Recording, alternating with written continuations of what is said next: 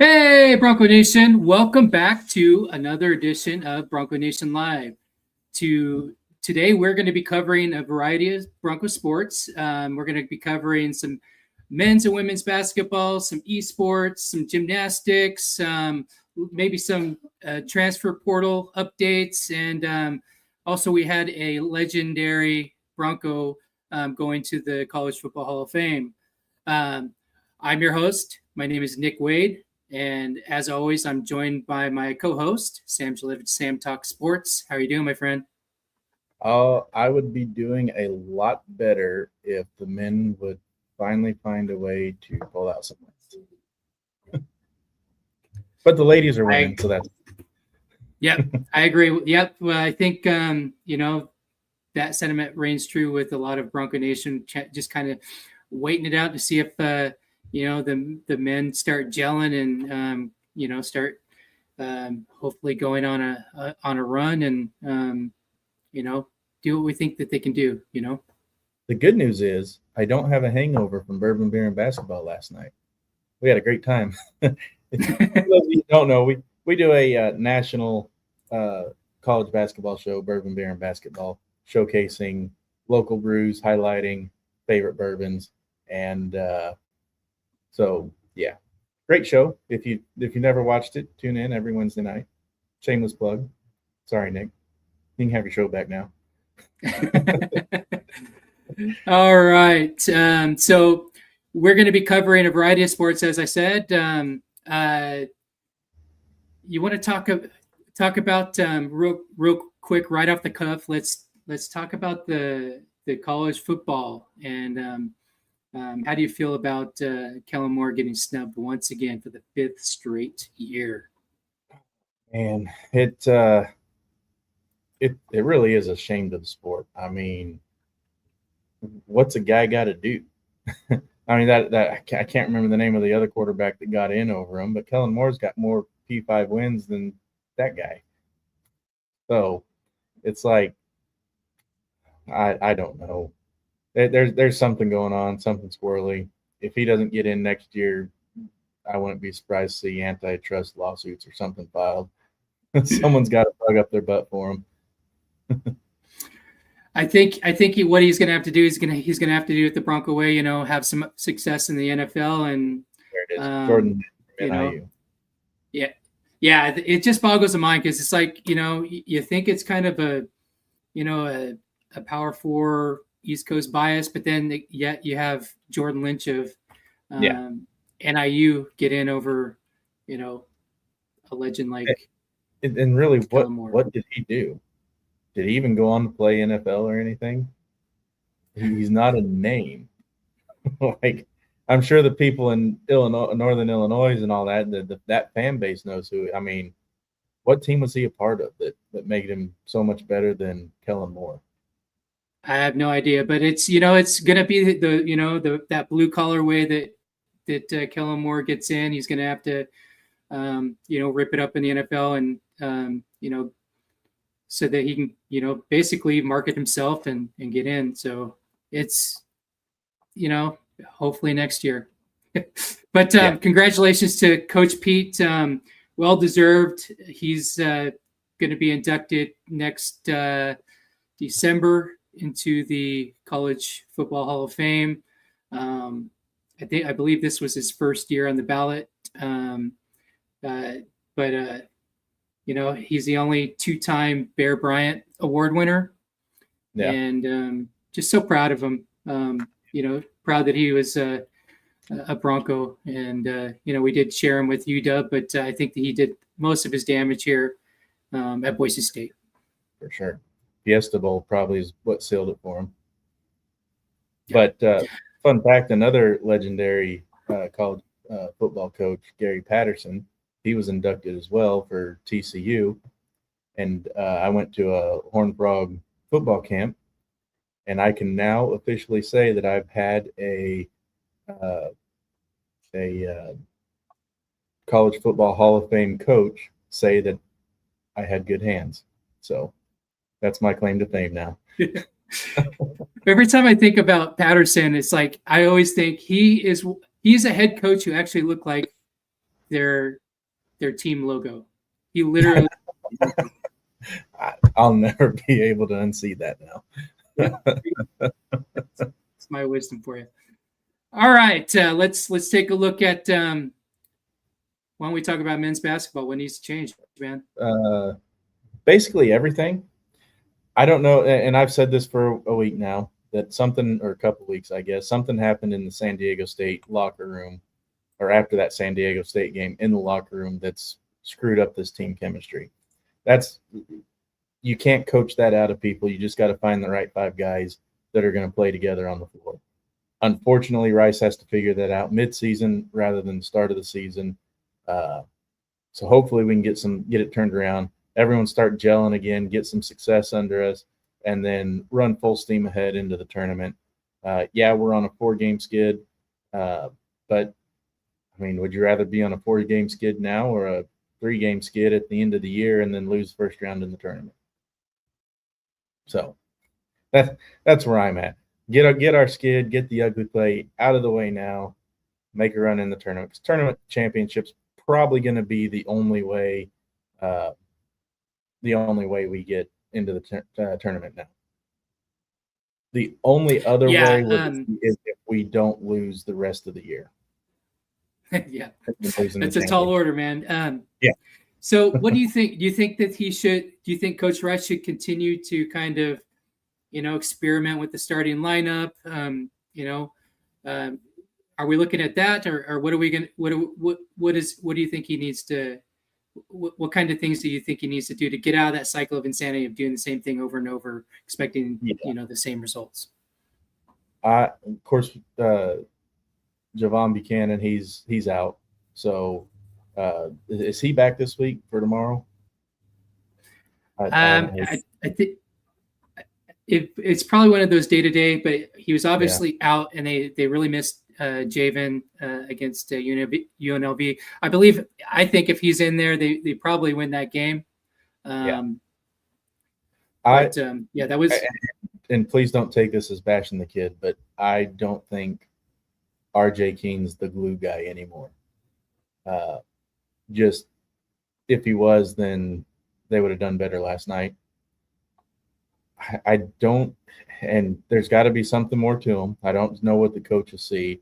It could be defensive, the intangibles that don't show up when you're playing defense. Maybe the leading scorer isn't the leading scorer anymore whenever he's guarding them, but that wasn't the case against UNLV. But you look at his stat sheet, and really the only thing that he's ever double digits in is minutes played. He doesn't score. He doesn't have great assist numbers. Sometimes he does. Some that gets in the 6 to 8 range. He doesn't hardly rebound. So, I mean, what's there that RJ Keene has that we're not seeing? And that's coaching there. Something's there. I don't know. I don't see it on the floor. I don't see it anywhere. And if he's the glue guy that Rice says that he is, then he needs to step up and get that locker room back into a cohesive unit. Whether or not that happens, we'll see. But I don't think RJ Keene's the answer on the starting lineup. Javen Buchanan coming back off injury, that's going to help. But as far as getting a unit together, you're just going to have to mix and match until you get something that works. And you can't do that in practice because people perform differently in practice than they do in the pressures of a game. And like I said, unfortunately, Rice has to do that mid-season because of whatever. So, but if Rice is anything, the coach that the Bronco Nation, the Bronco faithful that aren't calling for his head already, if he's half the coach that the people on his side says he is, he'll get it turned around. Yep. And Bronco Nation, if you have any questions, go ahead and put those in the chat wherever you're at. Works best if you're on YouTube. So if you're not there, head on over there. But come as you are, we'll take you wherever you're at. We'll feature your questions, your comments live. little teaser, we do have an all-time great gymnast that's going to be joining the show a little bit later when we review and preview the gymnastics, the back-to-back regular season Mountain West champs. We will be covering them all season for them as well. Who do you think should be the glue guy now? Then, if RJ's in the slump, and who do you think who would bring that energy? That's a very good question. Javen, but he was out, so he brings that energy. Really gives you that scoring ignition whenever you need it. I mean, I'd like to see Drew Fielder step up and try and fill that role a little. Be a leader, that kind of leader mentality. Parolin, he did great with rebounds and assists against, I believe it was Utah State. Yeah.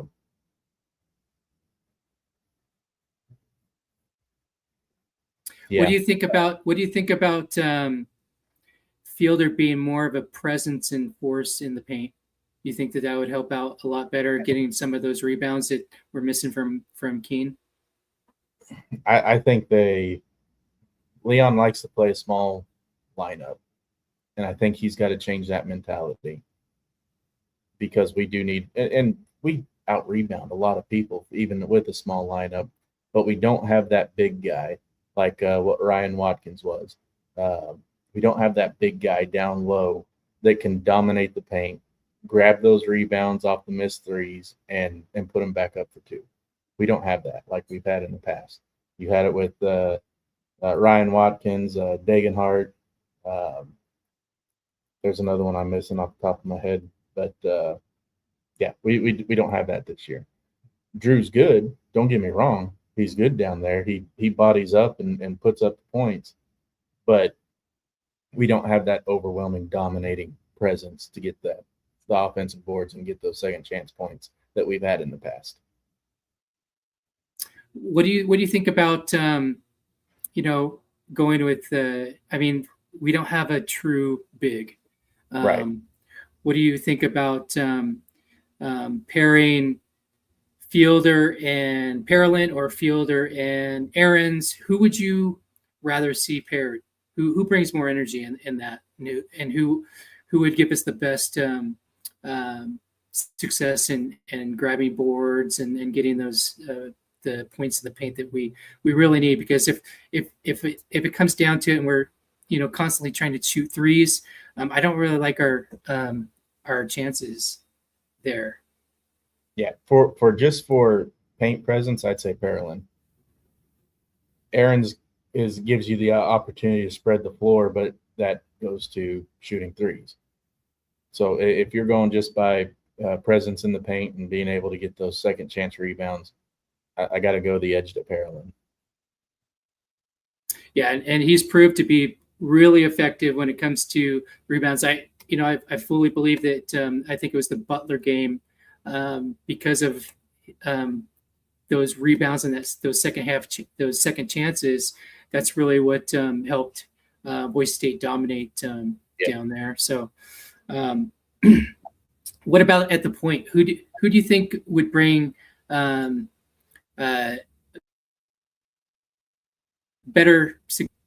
Dylan Andrews or AG Neto? Neto. Nothing against Andrews. They're both good. They're both talented. In overtime, I was finally able to watch the game, the UNLV game. In overtime, Neto driving like he was trying to get Woodlawn. What's that score for UNLV? He was trying to get him fouled out. He was attacking him, which I think that was planned. Drive, trying to get the foul, to get the guys with 4 fouls to foul out, because UNLV is one of the most fouling teams in the nation, not just the conference, the nation. So I believe that was part of the game plan in overtime, is to drive and try and draw the foul. Unfortunately, that didn't work. So UNLV played discipline there and not bodying or bringing arms down. But I think Neto next year, if he doesn't enter the portal, he's number one on the list for sure, if not by the end of this year. Is the more he matures and gets stuff going and reads the floor and learns to make that drive controlled, where he's not having to throw something up at the end that's getting blocked, but where he's able to make that drive and stop on a dime and let the defense get behind or get past him and then go up with it or kick out. He's going to be dangerous if he doesn't enter the portal. Yeah, and towards the end of that game, his freshman, kind of came out, and he did make a couple mistakes, but I think that he brings it. He's got that fire and that intensity that you like in a point. I want him to get big in the off season, and next year, whenever he's driving like that, instead of trying to do the reverse layup that gets blocked, just throw it down and shake that rim. Just power it up, throw it down, draw the foul, get another one from the line. I'd like to see that from him in the offseason. So what do you say? You want to do a little preview of the Boise State, Colorado State? You got Boise State at 9-8, 1-5 in conference, hosting 11-6 with a 2-4 conference record. Colorado State at the X. What do you think? Yeah, I think Colorado State's in a down year too in conference play. So I really think it's going to be a good one. If the fans show up and the X is rocking and our fans show up, not Colorado State's fans show up, then we don't need another Utah State on our hands. But if the right people show up and the X is rocking and balls are falling, then we got a good chance of running them out or at least winning pretty easily. So looks like they have their leading scorer is Reckensteiner with 2.6 points per game. Booth is their top rebounder at 7.1, and Muniz, he's at the point and he's got about 4.6 assists per game. Looks like we have him. Our top scorer with Drew Fielder he's averaging 13.3 a game. And then Parolin's averaging 5.2 rebounds. So Colorado State kind of edges us in rebounds and assists. So we're gonna need some more rebounds and what we've been talking about, getting dominating the boards and the paint. Yeah. But anyway, let's move on to the women's. Yeah. So women are trending upwards, Nick. What do you think about them? Yeah. So, they are currently 10-1 at home at the X. So there's no place like home. On Wednesday, they crushed Wyoming. 77-40. They are currently 13-5 at the 4-3 Mountain West Conference record. Tatum Thompson had another double-double, that 13th of her career. They got into a position where they're able to get in younger players in. So you got to noticed that. Yeah, you got to see Izzy Harms. She got in and she got 11 points, and Kenya Garza got 13 points. They were just rolling during their orange out, and so that's that's expected though. You have four seniors who are probably going to be future Boise State Hall of Famers, and I'm happy to see them starting to roll here. They did drop one against GCU earlier. That's that only one loss at home, but they took one back on the road, and so next they are going back on the road to where were they going to go? They are going to Utah State Um, They're going to so- avenge the Mets. Yeah, hopefully they do. Yeah. So really happy for the women, and they're trending upwards. So we also got esports just started back up. Yes, they did. They actually started and really dominated Nebraska in Rocket League, winning 3-0. Woozy World led all scores with 6 goals. Dirtho, he had a hat trick less than 3 minutes into the season. It was pretty spectacular. They never trailed, just absolutely dominated Nebraska in Rocket League. Really fun to watch.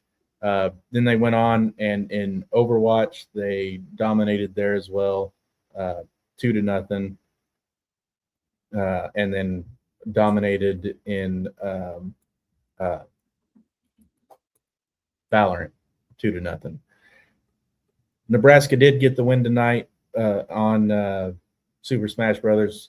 It continues to be Boise State's weak spot, but they are showing some improvement. If you watch from the fall to now, they do have some improvement.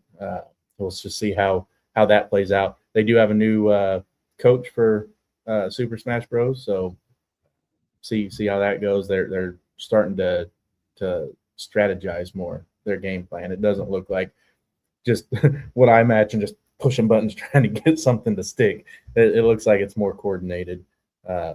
So we'll see how that progresses as the year goes on. But they did drop to Nebraska in Super Smash Bros.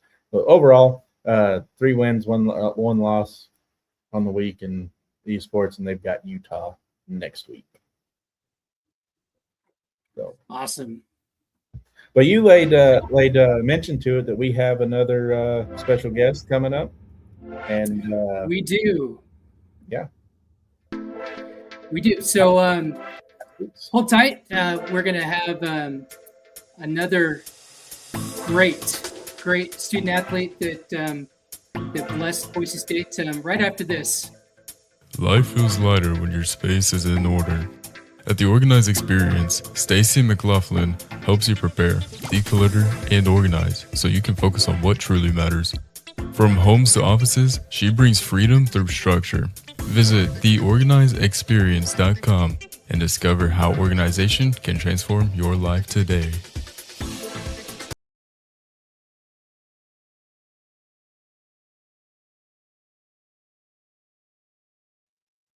All right, and we're back. So we're gonna cover some gymnastics now. The women's gymnastics teams kicked it off last week against Southern Utah.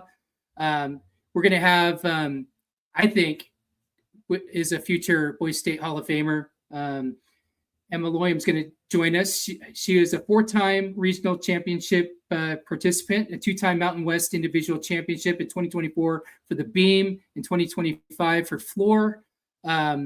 She's a 3-time All Mountain West floor first team, beam second team 2025, and a first team floor in 25. She is a 7-time Mountain West Specialist of the Week for floor, beam, all sorts of things. But without any further ado, I'd like to welcome Emma Loyim. How are you doing, Emma? I'm good. How are you? Great. Thanks for joining us today. What have you been doing lately after your great career at Boise State? I've been keeping busy. I've been finding new hobbies. I've gone into running a lot, and I work at a local club gym coaching gymnastics still, which has been a great transition out of the sport, kind of finding a new way to appreciate it by teaching it now instead of doing it. And I'm also still taking some classes to pursue a nursing degree because I've decided that I want to get my RN to go back to school and work in healthcare. Nice. You have any eligibility left? No, don't worry. I've quadruple checked that. I've done everything I can, unless I want to play beach volleyball and struggle against everyone else that's a foot taller than me. But no, unfortunately, my time is done. I don't know. Everyone's suing the NCAA for playtime. You might be able to get away with it. Maybe. Yeah, I definitely wish. But yeah, I've accepted that it was a good 4 years, but yeah, it's time to move on. So yeah. Well, what do you say we get to know Emma with a little lightning round? So I'm going to go through these. Just answer as fast as you can. If you get stumped on something, guess. All right, let's start it off with what's your favorite warm-up song? Warm-up song, anything by Taylor Swift. Favorite Boise restaurant? Oh, shoot. Expensive wise, barbacoa for sure. Does pineapple belong on pizza? Yes, it does. Yes. Stanley or Owala? Awala. Yeti or Arctic? Yeti. Fry sauce or ketchup? Fry sauce for sure. Favorite non-gymnastic sport to watch? Football. And if you're stuck on an island, what 3 items do you bring?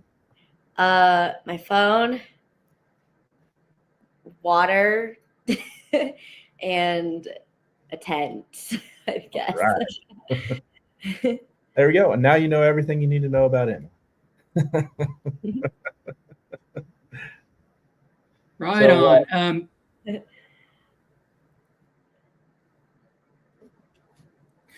You were my bad.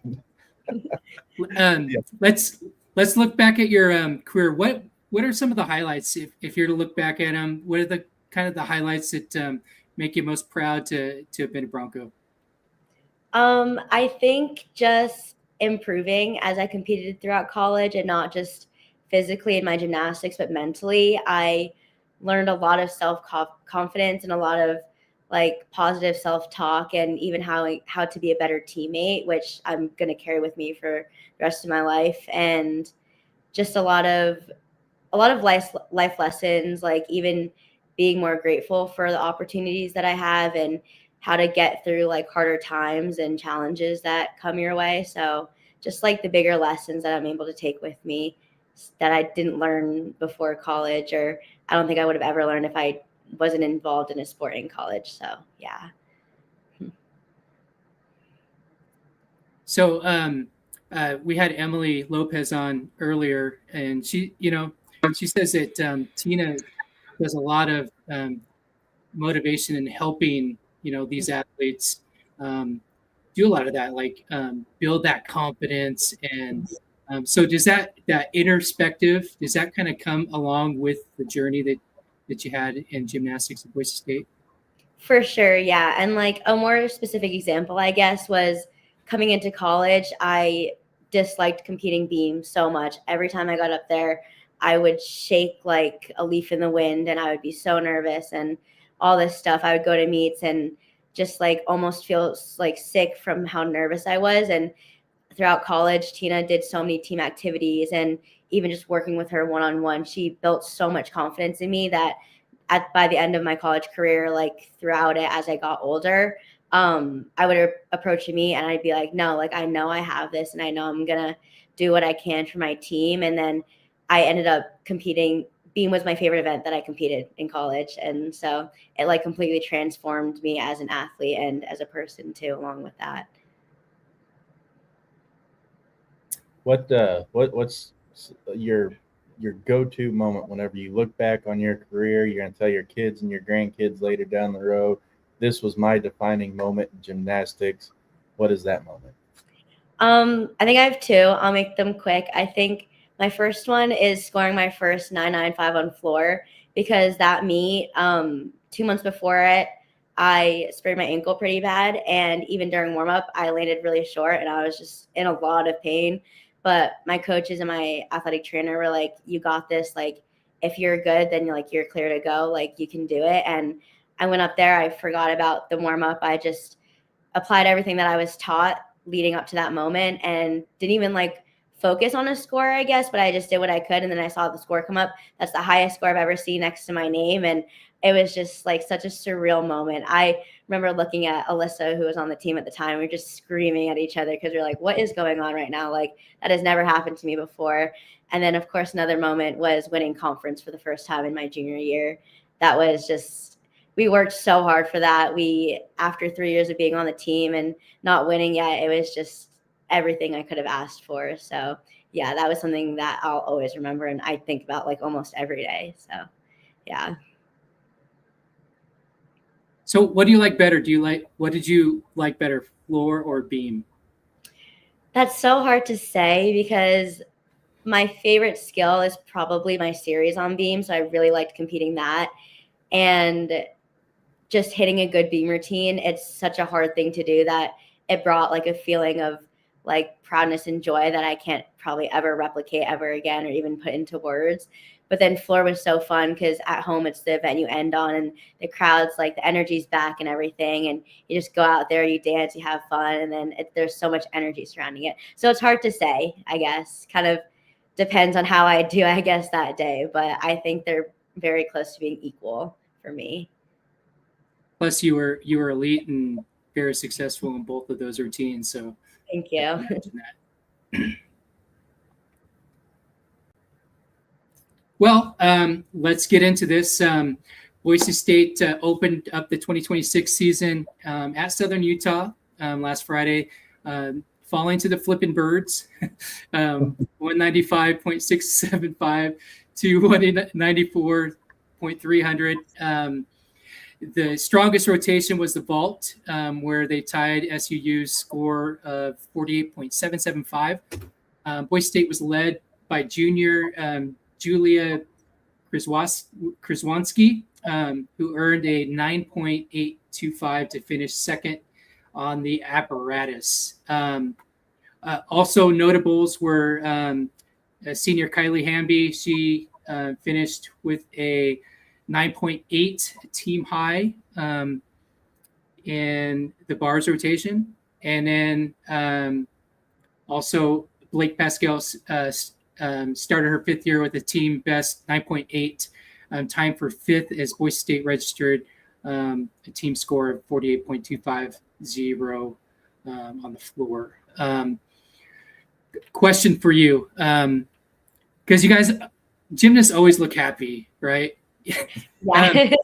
How do you guys take, like, say, a loss? I mean, do you take it like a loss, like a football or a basketball team would? I mean, what are the feelings coming out of especially one like this? I mean, I was just watching the whole time, and then just at the end, the scores posted, and it was like, dang.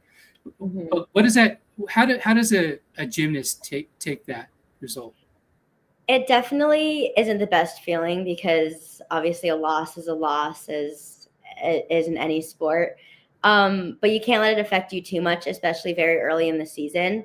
You kind of just have to take what you learn. Say if you had a bad meet and you had a fall in an event, you kind of go back and realize what was going on mentally, because you know that you're capable physically all the time to do gymnastics perfect. It's a very mental sport. So you kind of realize what you were thinking in that moment and then kind of flip that around, apply it in practice. And it's just like fuel to the fire. Your job doesn't change. You don't have to go in and work harder or do more numbers or anything. You're in season now. Like, you have those skills solidified. It's just kind of practicing how to handle yourself under pressure, especially as season begins again, because you kind of go down from the pressure during off season and then you got to build it back up.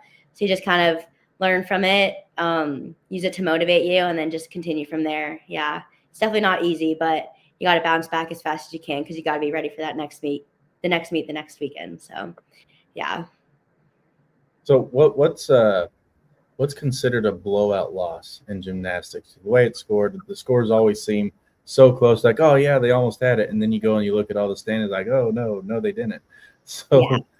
What's considered a blowout loss compared to? I mean, you can tell in other sports, but for gymnastics, I think when you say that, I kind of think about it in like two different ways. A blowout could be a meet that's not close at all, like a dual meet, and your team goes in and like bombs every single event, like major falls or wobbles or mistakes that are like uncharacteristic, I guess that could be a huge blowout because you're like, what even happened? Like we weren't even close or anything, or we're capable of so much more. But also can come down to like losing by 0.025. Like when that happens, you're just like, one smallest thing could have brought us that first place title, you know? So it's just like, it's hard to say because in gymnastics, like a loss is a loss. Say like you go in a conference and you lose it. It's just like, that's what it is. Doesn't matter the score. It's just like, you didn't come home with the win. So kind of those two come to mind when I think about that. So if you lose by 2 or 3 points versus losing by 0.25, it kind of has the same weight because maybe you just didn't stick a landing or something. Almost, right? Yeah. And I would say even losing by like the smallest amount hurts a little bit more because you're just like, it could have taken one small toe point, one small like step on a landing, and like you could have had that. So yeah. But both obviously aren't good feelings that you really want. So yeah. So after the first match, do you see any cause for concern, given that we weren't able to take top spot in any of the events, or is just first match of the year, just getting that jitters out of the way, move forward and get better? Yeah, definitely. I don't see any cause for concern because even though I wasn't able to watch all of the girls compete, I was able to watch their intra squads and I thought they looked amazing. Even I told one of the girls, they're like, thank you. Like we needed to hear that because we see each other in the gym every day that we can't recognize like how far we've come from like the beginning of preseason and everything. And the first meet of the season is really hard. You have nerves that you haven't had for the past 8 months since your last meet. And also, especially if you're not starting at home, you're in a different environment that you haven't seen in like a whole year. So I think the girls it's onwards and upwards from now. I think they're going to, again, use it as fuel to the fire. And I think there's good things to come for them because by what I've seen, they're a very strong team and I know what they're capable of. And so I think the future is bright and big things are coming for them this season. And this team is, it's a younger team. Who are some of the athletes that you've seen that you really think have a lot of promise? I know one of the bright spots of last Friday was Maria Nero. So she completed an all around and she tallied the meets third highest score at 38.55, and she's the first Bronco to compete all around since you did. So, what do you think about the newcomers coming into the program?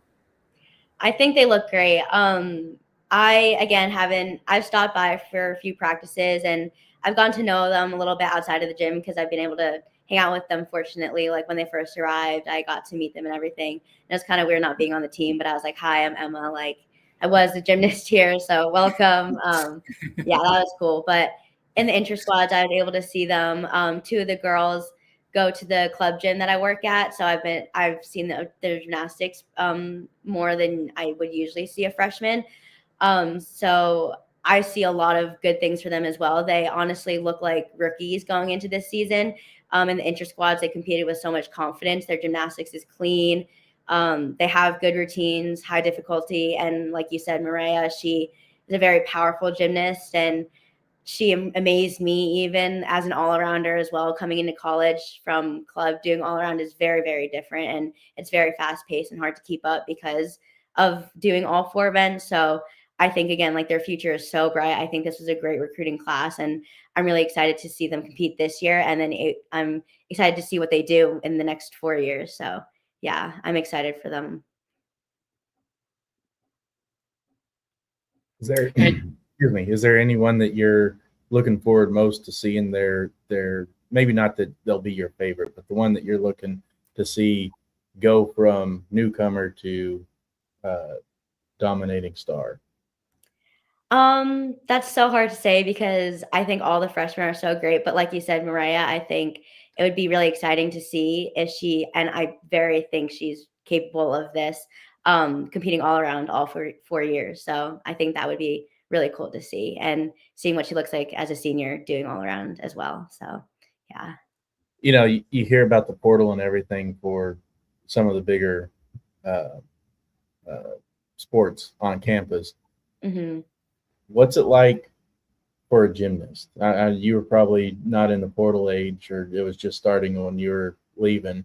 Uh, how different is that for gymnastics as opposed to like the basketballs and the footballs? Um, I don't have a very clear answer just because I'm not very well educated, I guess, on the portal and all aspects of sports, but I do have a pretty good idea of like a general concept of what it is. But I would say in gymnastics, it's a lot more rare because the teams are a lot smaller. It's not 120-man roster, it's 20 capped gymnasts. So also, I think that transferring in gymnastics is a little bit trickier because of such like small rosters and small team sizes.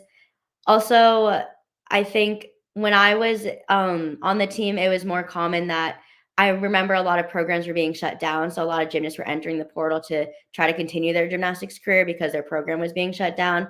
So I remember that happening, and we had a few girls actually come to our team from those kind of programs. Um, but it definitely is not as common as football or basketball, and it's not an easy process, I would say, because I feel like it also encompasses like a personal life. Being on a smaller team, you become best friends with your teammates. So for me, I think it would be harder to leave that than like I guess a huge team. I don't really know, but that's my perspective on it. But it definitely isn't as common as it is in other sports. Cool. So we should be happy that Nero is going to be here for 4 years, most likely. Most likely, yes. I'm pretty sure. I hope so. I If hope not, she's I know for where they keep the duct tape and NyQuil. Uh, All right.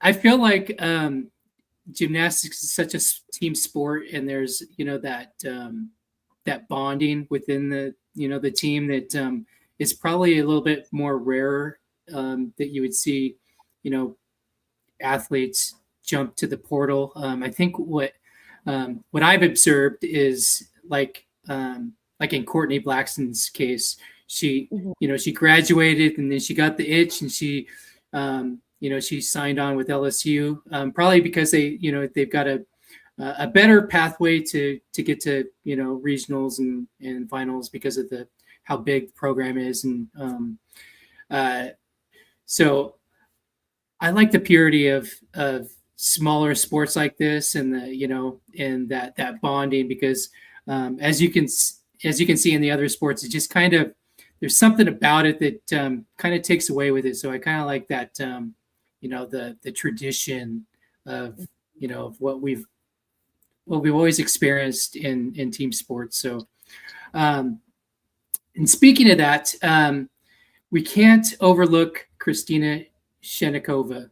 Um, uh, Yeah.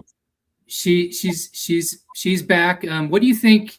How do you think her season is going to go? Do you think she's going to continue to dominate like she did last year? I do, yes, because she came in like with very clean gymnastics, with confidence, knowing how to compete. And I even looked up to her at times because of how calm she stayed under pressure. And I remember rooming with her and I was like, how do you stay so confident when you're competing? Like you never look nervous. You just do it like it looks so easy. And I, of course it's not, but I just asked her that question and she was like, because it's never that serious. And I remember she was like, we're just on a floating rock at the end of the day. Like you just do what you do and then you move on, like good or bad. It's just never that serious. And just like that is a great way to think about it. Like, and then so I took that with me and it's something that I'll always remember her telling me. So I think the future is bright for her and her gymnastics is only getting better and she's a hard worker. And so I'm excited to see what she does too. Yeah. We need to clip that. Put it on. Put it on the website. Put it on a shirt. It's on a floating rock. Yeah, that's like one of my favorite quotes now, and she said it to me. So, I yeah. like that. That's wisdom right there. You have a prime opportunity to be a billionaire overnight. Just put that on. So let's look ahead at tomorrow's meet. The Broncos are traveling down to Provo. They're going to take on BYU at 7:00.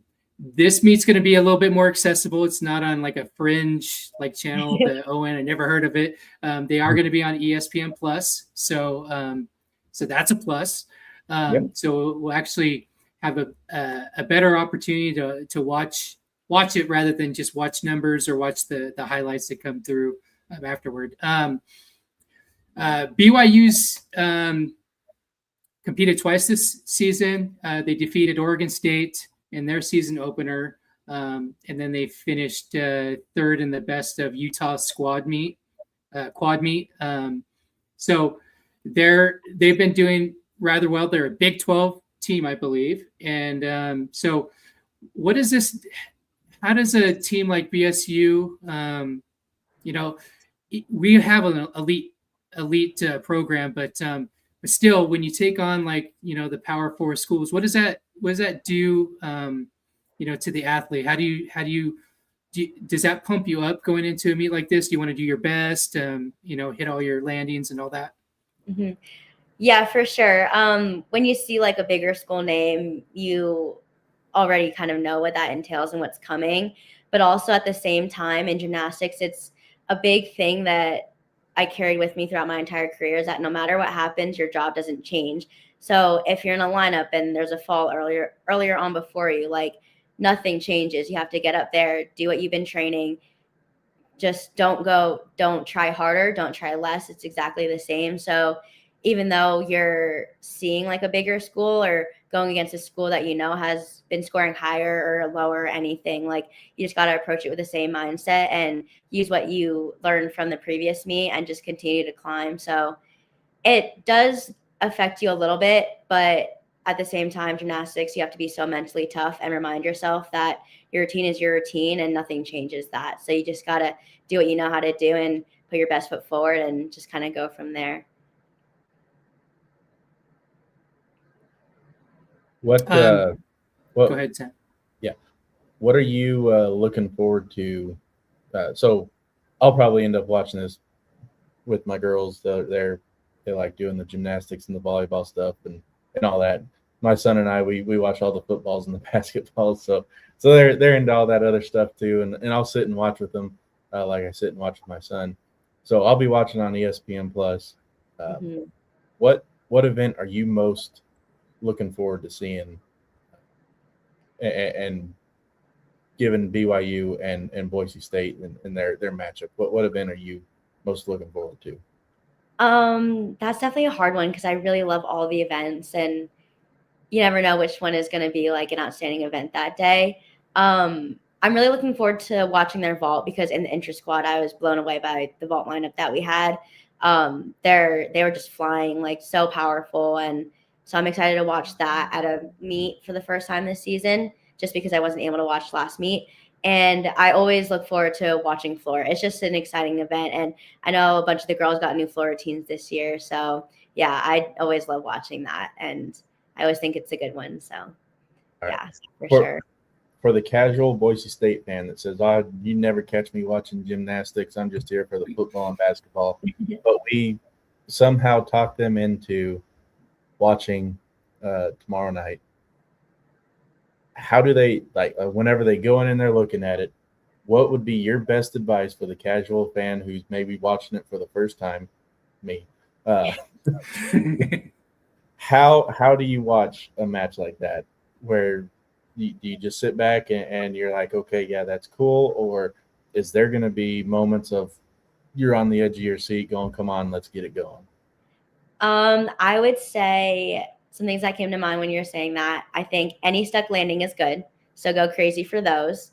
Whenever you see someone not on an event, like fall off of it, that isn't a good thing. So when you see someone stay on it, that's a great thing. So that's always a good thing. And then something that would make you sit on the edge of your seat is if they're, knock on wood, because this won't happen to either teams because I want everyone to do great.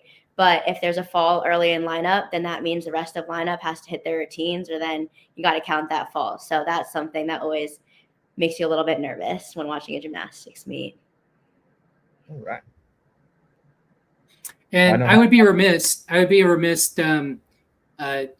did you did the all around against BYU, correct?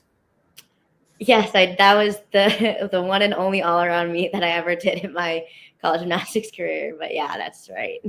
What was that? What was that experience like? Because I'm pretty sure that Maria is probably going to be attempting that again. So, how was that? What was that like for you, taking on a big school like that? It was definitely. I just remember I was running everywhere with very little time to get places. Um, I remember that it went very fast for me, obviously, because I was constantly doing everything, like all the events and warming up everything. But I had a good time doing it. Like that was my goal.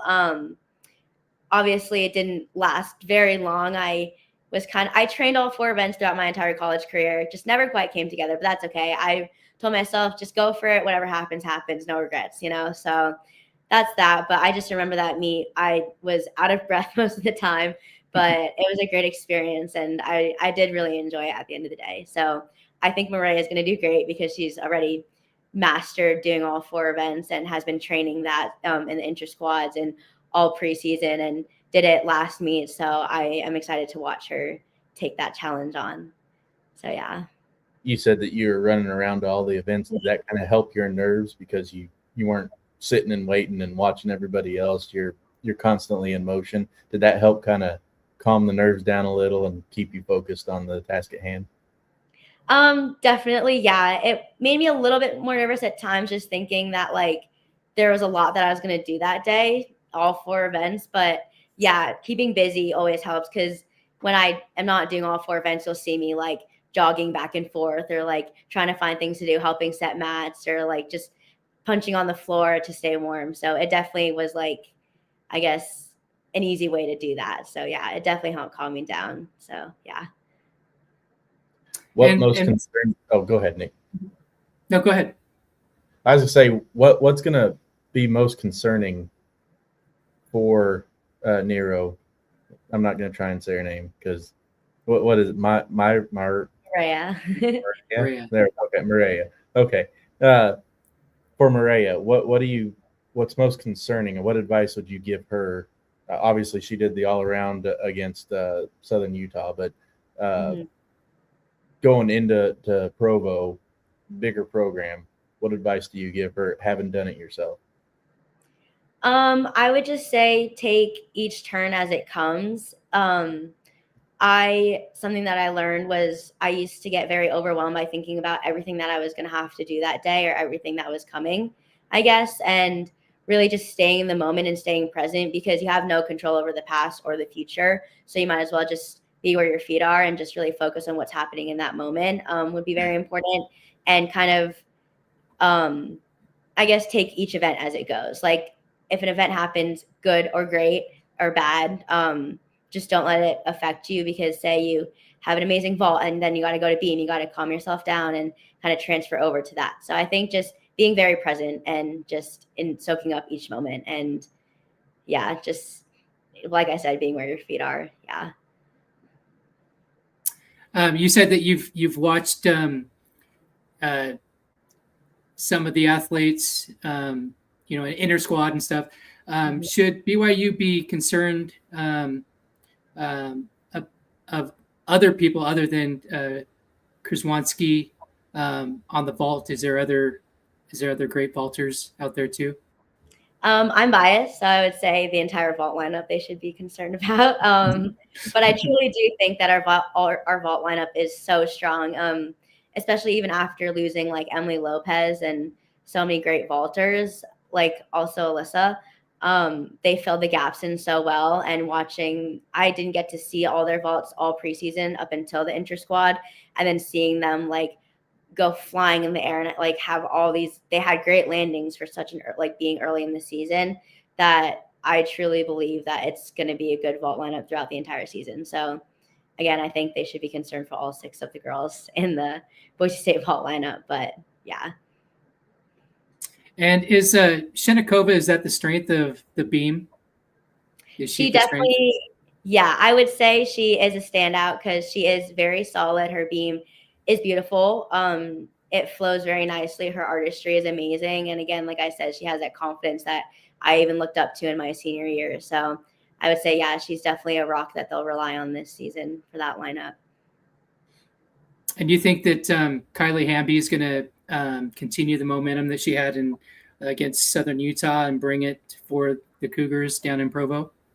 For sure, yes. I got very close with Kylie on the team, so even during her preseason when I wasn't there in practice anymore, I would get updates from her, how her practice went, how her verifications went and everything. And I know she's been working so hard in the gym, and her biggest goal was to make that bar lineup again, and she really proved herself. And yeah, she deserved that score, and I think, again, it's onwards and upwards from here. I think bright things are ahead, and yeah, I'm really excited to see what she does this season. So yeah. Is there anyone on the team you think is going to get a perfect score this year? Maybe not. Honestly, anyone I think has that potential, but I'm really hoping that it was always my goal to get a 10. Unfortunately, it did not happen, but that is A-okay because I was able to witness one with my own eyes, Emily Lopez. Mm-hmm. But if again, anyone is capable of that, I truly believe that this year. But if anyone is going to, I hope it's one of our seniors because that would be amazing to go out with a 10 in their last season with Boise State. So yeah, I think anyone, but yeah, I'm looking forward to seeing what happens.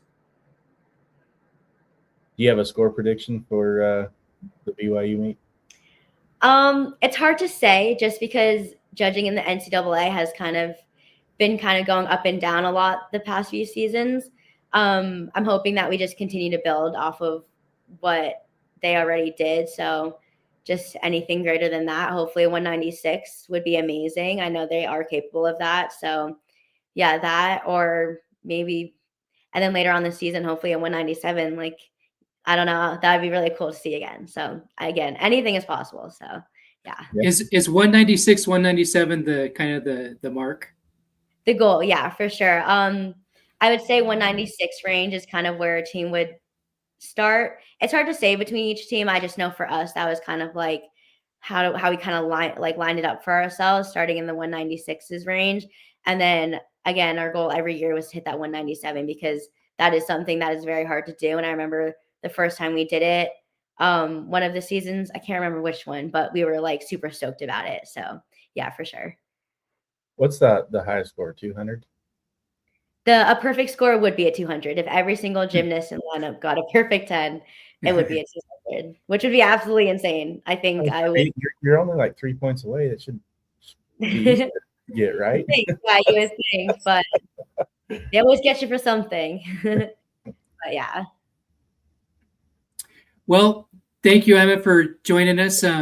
Would send an invitation for you to come back and review and preview some more meets as the season goes on. But really appreciate you taking the time and joining the show.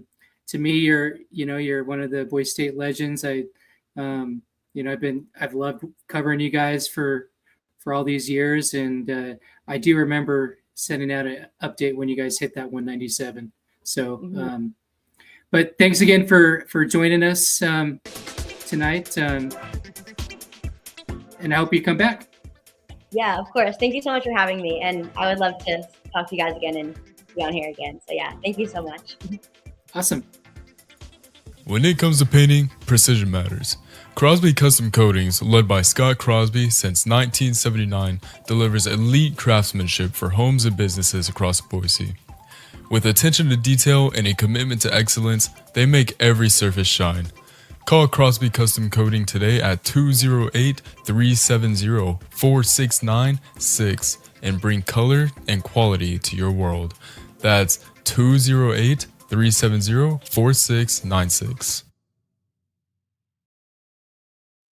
All right. And again, we thank Emma for joining us. All-time great wisdom. Love some of those points she got us with that floating on the ball thing from Christina. That's just pure gold. What do you think? Oh yeah, for sure. I've never thought I'd ever be a fan of gymnastics, but Emma made me want to be. So, but let's look ahead at the week in sports. You were talking about Colorado State, but I want to real quick before we get, obviously we got gymnastics tomorrow at BYU. Track and field's at Nevada this week, Friday and Saturday. So if you're a track and field fan, be on the lookout for that. Yep, our man Chase Lawyer is going to be taking on the hurdles. He's doing awesome so far. Men's basketball, Colorado State at home. We were talking about that a little bit earlier in the show. Mm-hmm.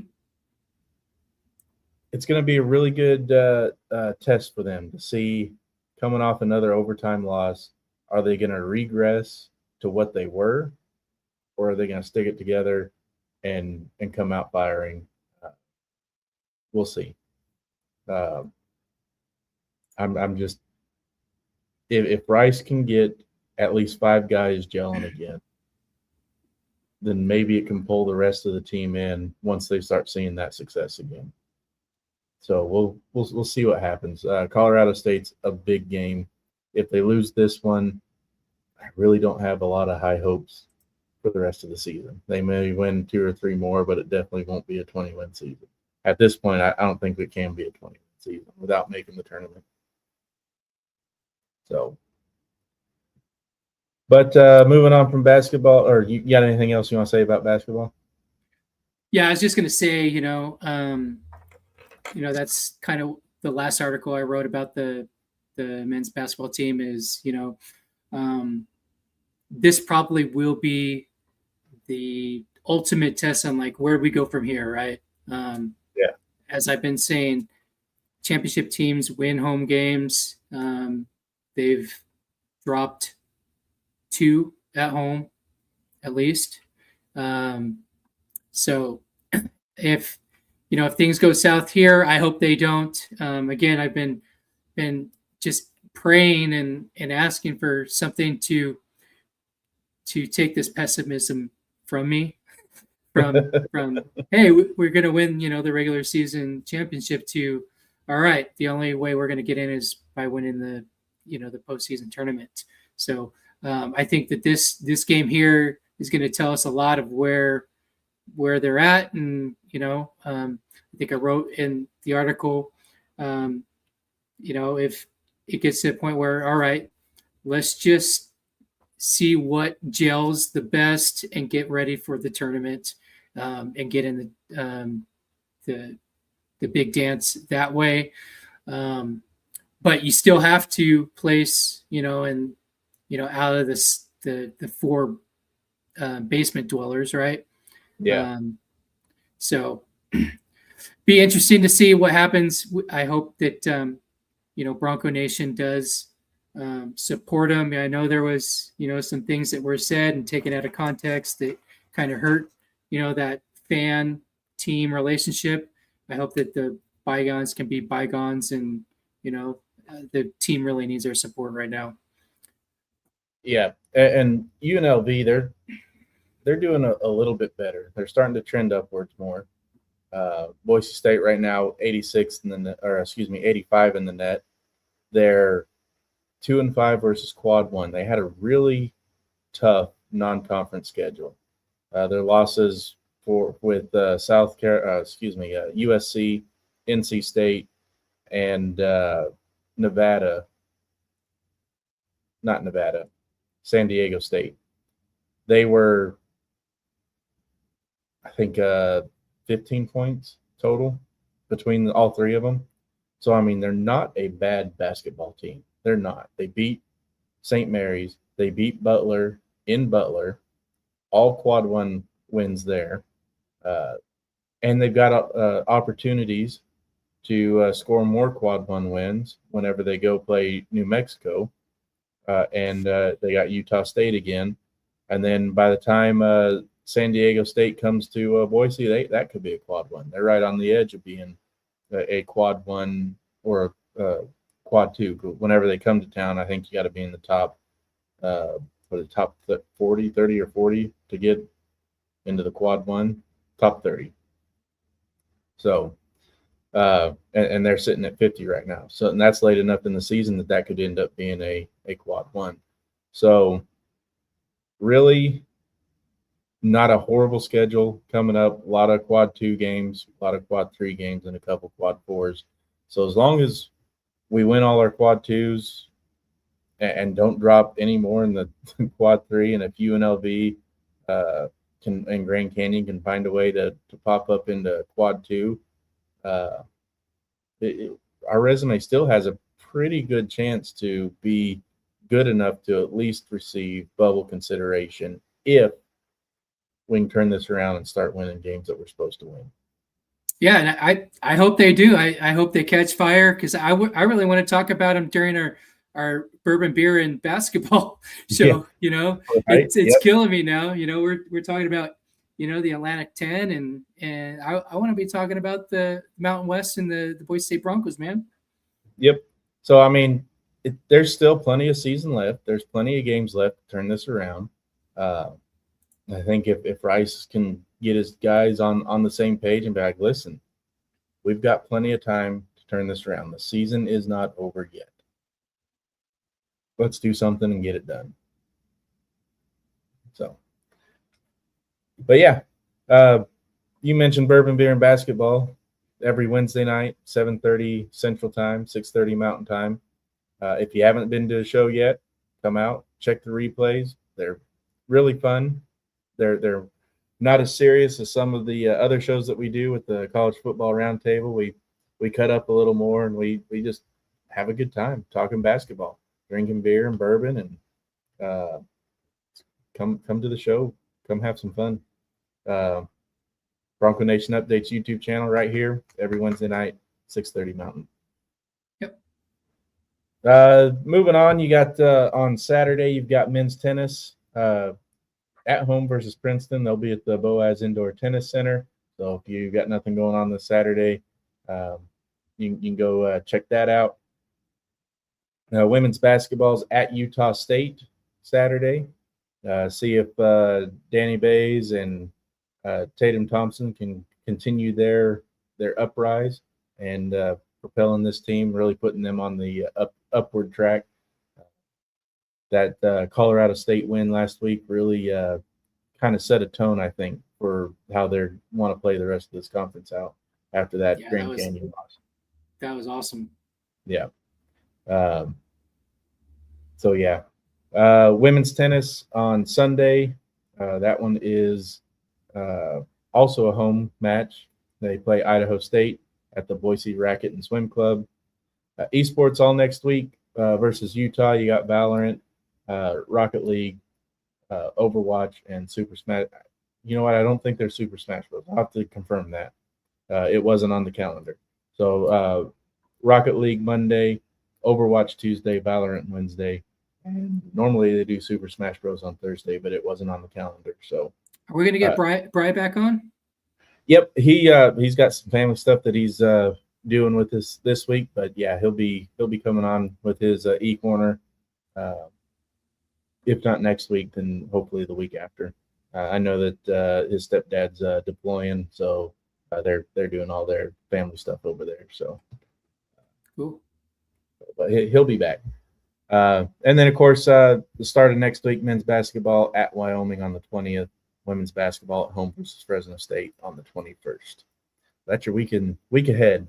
Games to look forward to. You guys, if you're not watching esports on Twitch, or I think they do it on YouTube as well, you got to do it. Even if you don't understand it, it's fun. Like there's no, even in the losses, they were talking about it on the broadcast tonight before this show. I was watching that.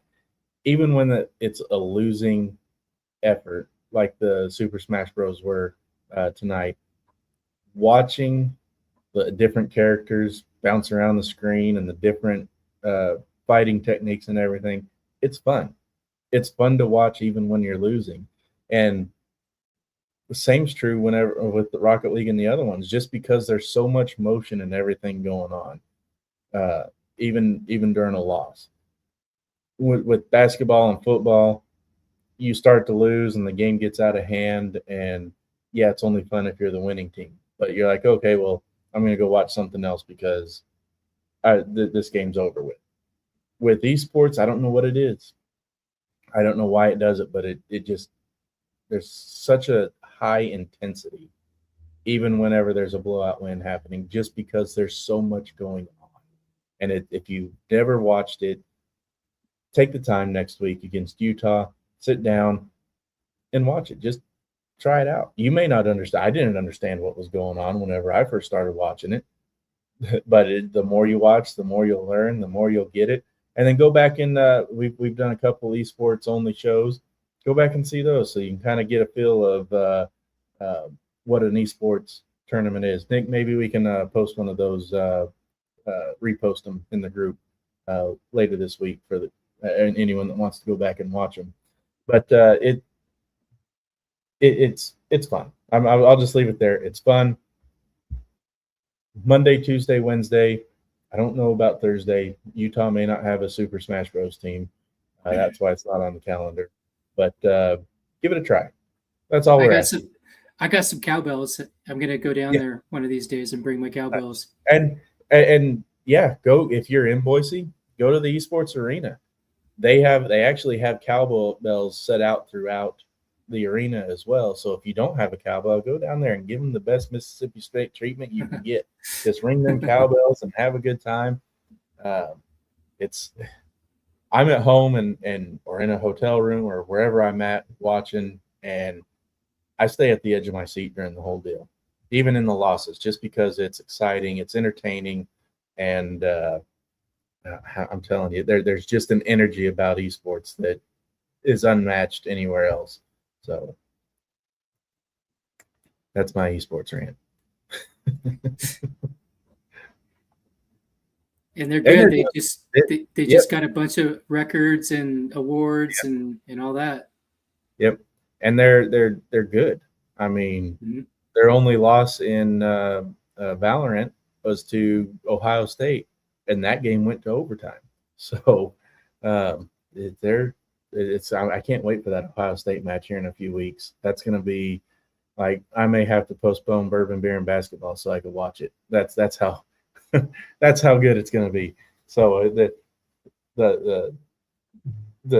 it'll start 30 minutes before bourbon, beer, and basketball. So I'm going to give. We should ask Doc if we could simulcast that. Yeah. Bourbon, beer, basketball, and Valorant. No, do a esports simulcast with you, Brian. Just kind of watching it and watch our reactions while they're whooping up on Power 4 schools. Yeah. But yeah, Ohio State. Like I said, we may do bourbon, beer, and basketball a night later to be able to watch that one. It's that big, and esports is fastly growing.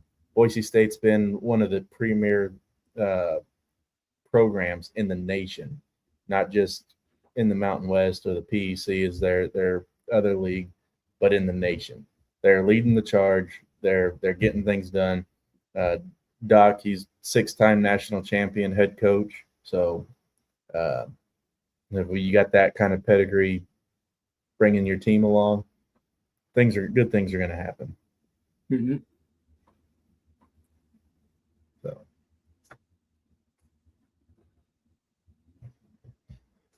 but that's the week in sports. I do want to give a plea to the fans.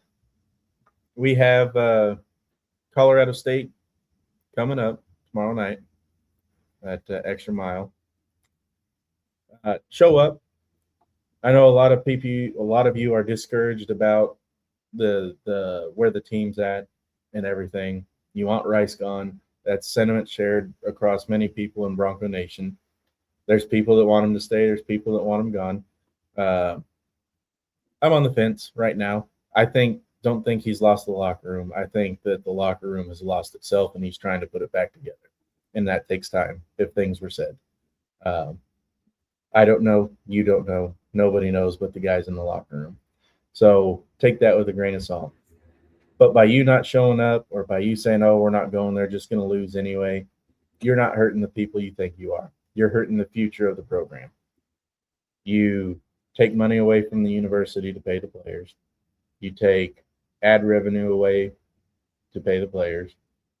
You take concession revenue away that pays the players, and you take the atmosphere away that repels high-powered recruits. So by you not showing up even in the down years, you're not hurting the people on the court that you think you're hurting. Still show up, still be loud, still be proud, make it happen. If they still lose, that's when coaching changes happen. But if they're not getting the crowd there, the support that they need there, you're not good. You may see a coaching change, but you're not going to bring in a high-powered coach. No one wants to come coach for nobody. No one wants to come play for nobody. You got to fill the stands, you got to fill the seats, and you've got to stay in them. You can't be, we got this game won, and then come into the game, no one's in the stands, and all the atmosphere and the energy has left the building because you think that, we're blowing these guys out, and then they end up fighting their way back into it. And then at a point where crowd noise would be great to have to help rekindle the fire, it's not there. So go to the games, stay at the games, buy the merch, buy the concessions, buy the tickets. It all helps, not the guys that are on the floor now, because they've already got their contracts and everything. It helps the future. So if you want this program to be great, you want this program to be a Power 4 program, don't not go to the games. Don't not spend the money because you don't like the product on the floor now, because you're not going to make anything any better. You're going to make it worse, and you're going to set the program back, and you're going to make it so that they're not able to have the success in future years that they have now. Like I said, you show up, you do all that stuff, and they still lose, coaching changes will happen whether you're there or not. So you might as well just be there so that we can afford to get the coaches that we want. So, yeah, it may not be the greatest night of your life, but not every night's going to be. But you could miss the greatest night of your life if you don't show up. So, show up, have fun, and remember, if you're boycotting the season, if you're boycotting the team until Rice is gone, you're not hurting the people you think you're hurting. Yep. And, I have an awesome resource that helps with this very topic. And the way that I look at coaching is I like SMART goals, right? And so my philosophy is 5-year plan. So when a team wins the championship, the coach gets about a 5-year plan to win another one. Right now, Coach Rice and the 2022 team won both the regular season and the Mountain West Tournament Championship. So by my terms, by my SMART goals that I've laid out in the article called The Standard, and I'll probably post this tomorrow. It lays all that out, and I've got each program in that article with their latest championship and where the clock resets. So right now, what keeps me emotionally balanced as a fan is my clock for Coach Rice is in 2027. So that allows to have a down year, right? And like Sam says, by not going to the games, you're going to miss like a Max Rice game that I was at a couple years ago where we were down by double digits, and he came back and we won. But you're also going to, if you're a fan, you're gonna encounter those games like we just did against Utah State, and their student section being in there and taking over the game is, and that was pretty abysmal. But the one thing that I'm going to do is I'm going to support our student athletes, and because if I withhold, supporting the programs, that just hurts me as a fan because I want championships. And the only way that's going to happen is by supporting the team that's on the floor, monetarily, all of that. Sure, we're going to have down years, but taking away from the student athletes is going to hurt down the road. In the long road, recruiting. Always think about recruiting. Recruiting is number one. If you have to have your championship caliber fan base along with the championship caliber squad on the court, on the field, wherever it is. So that's the mindset I have. And then again, SMART goals is for the coaches, unless there's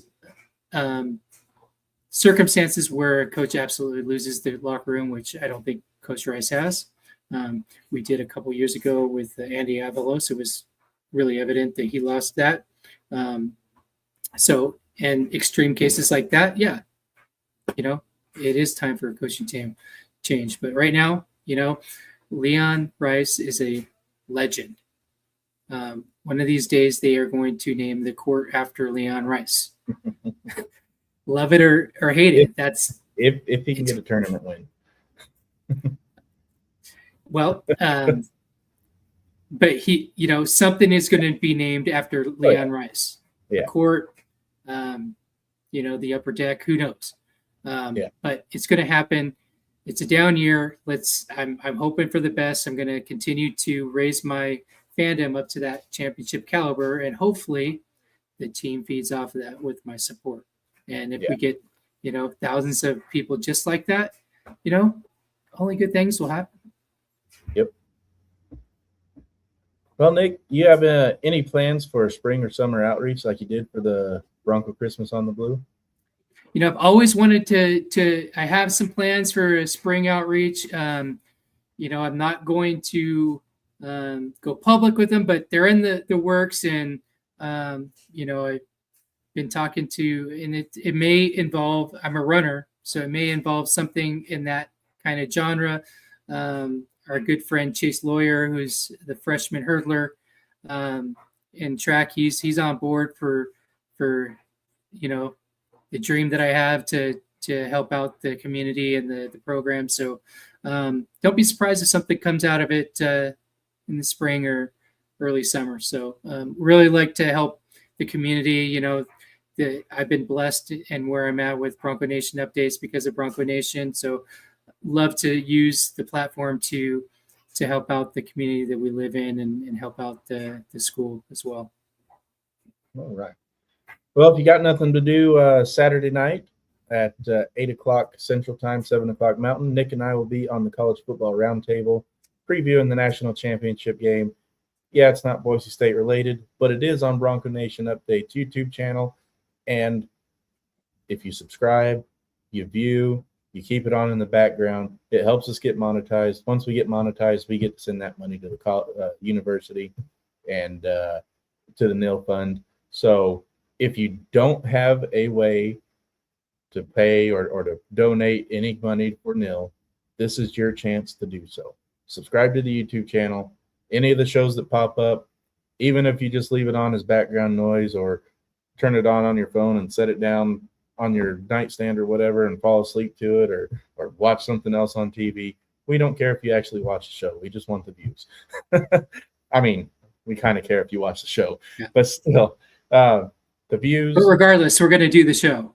Yeah, the views, the subscriptions, everything helps. That's why I do it. I've partnered with Blue Elevation and Bronco Nation Updates in my endeavors to do national shows on their YouTube channel, not for people to come to me. I've never said, hey, go follow me on the national shows using the Bronco Nation Updates YouTube channel. I've always said, subscribe to the YouTube channel and help get us to monetization so we can send it to the university.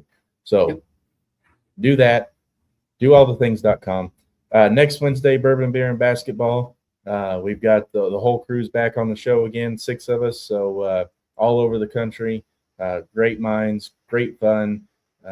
Just a bunch of people liking college sports, college basketball, drinking beer, bourbons. We got a few, Dominic and I have a few little things in the works to try and get some bourbon tastings going. Sorry, Nick, for your sobriety. We'll see if we can't find some non-alcoholic bourbons for you to give a taste on.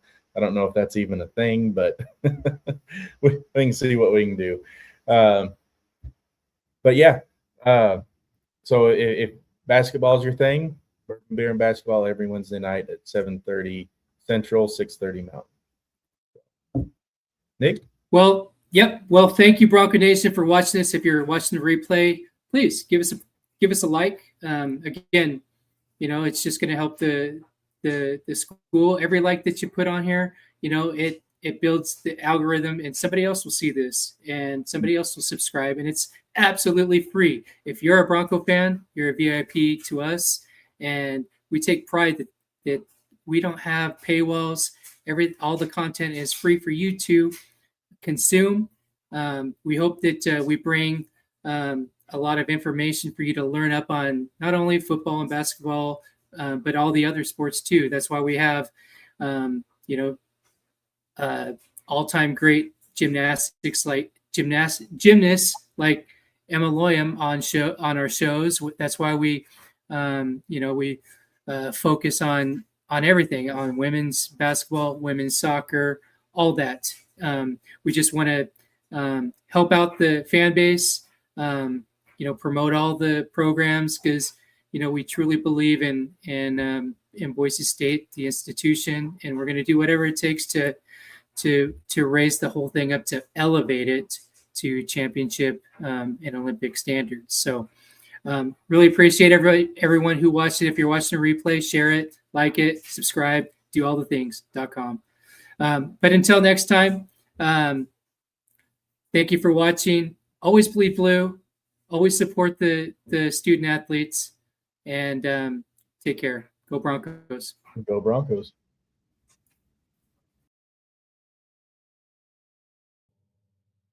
Blue Elevation Elevating Broncos sports through fans like you. Every donation fuels Boise State athletics, scholarships, and community projects, helping student athletes reach championship levels. With over $13,000 raised, Blue Elevation is Boise State's #1 crowdsourcing outlet. Join the movement, elevate the Broncos, and make every gift count. Visit blueelevation.org to elevate Boise State to the next level.